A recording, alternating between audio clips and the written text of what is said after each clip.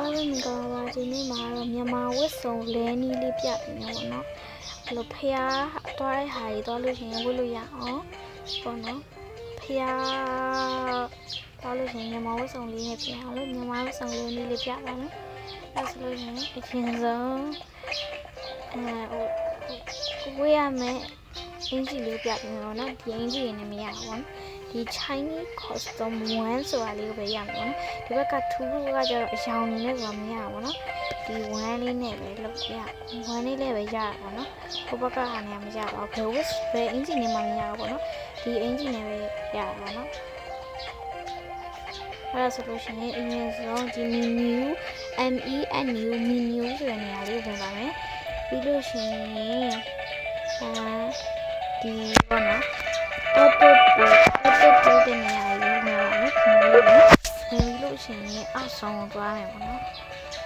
သွားရမယ်အောက်ဆုံးရောက်ပြီဆိုလို့ရှိရင်ဒီမှာ x plus နဲ့ y plus x အနှုံနဲ့ y အနှုံဆိုပြီးရှိပါတယ်၄ခုရှိတယ်ပေါ့နော်ဒါလေးကတော့ဘေးကိုပြောင်းတာပေါ့နော်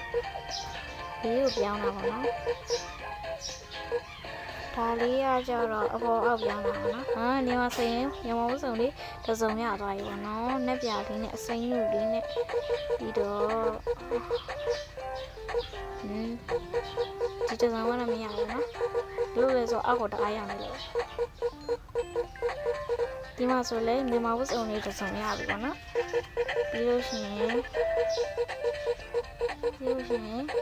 ဒီတစ်စုံနှစ်စုံလောက်ကတော့မရတဲ့ဟာလေးပေါ့နော်ဒီတစ်စုံကတော့ရုံအကြိုက်ဆောင်တစ်စုံကဘာလို့လဲဆိုဒီနာအလယ်နားလေးမှာပဲခါနေရလေးမှာမဲအရက်ကလေးဖြစ်နေတော့မြန်မာဝတ်စုံနဲ့တူသွားလို့ပေါ့နော်ဒါလေးကတော့ရုံအကြိုက်ဆောင်ဟာလေးပေါ့နော်လိုက်တယ်ပေါ့နော်တော့ဘာမြန်မာဝတ်စုံလေးနဲ့ဖြစ်တာပါလေဒီမှာနော်ဒီဘက်ဘေးကွင်းနေရလွဲလို့ရှိရင်အကောင်ကမြန်မာဝတ်စုံနဲ့တူပေါ့နော်ဒါလေးလိုက်ပါမြန်မာဝတ်စုံနဲ့တူပါတယ်မြန်မာဝတ်စုံနဲ့ပေါ့နော်ဖျားတွေသွားလို့ရှိရင်ဖျား IDD ပါလေးနဲ့ပေါ့သွားတဲ့ခါကျလို့ရှိရင်ပေါ့နော်ဖျားမှာသွားလို့ရှိရင်ဝတ်လို့ရတယ်ပေါ့နော်အဲ့ဒါဆိုလို့ရှိရင်တော့ဒီနေ့ဗီဒီယိုလေးကတော့ဒီလောက်ပါပဲအားလုံးပဲဘိုင်ဘိုင်မြန်မာဝတ်စုံဝင်နေလေးကို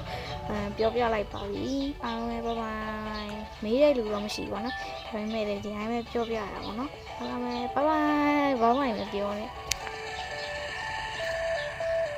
အားလုံးပဲဒီနေ့ဗီဒီယိုလေးကတော့ဒီလောက်ပဲပေါ့နော်မြန်မာဝတ်စုံဝင်နေလေးကိုပြောပြလိုက်ပြီးဖြစ်တယ်ပေါ့နော်အဲ့ဒါဆိုလို့ရှိရင်တော့ဒီနေ့ဗီဒီယိုလေးကတော့ဒီလောက်ပါပဲအားလုံးပဲဘိုင်ဘိုင်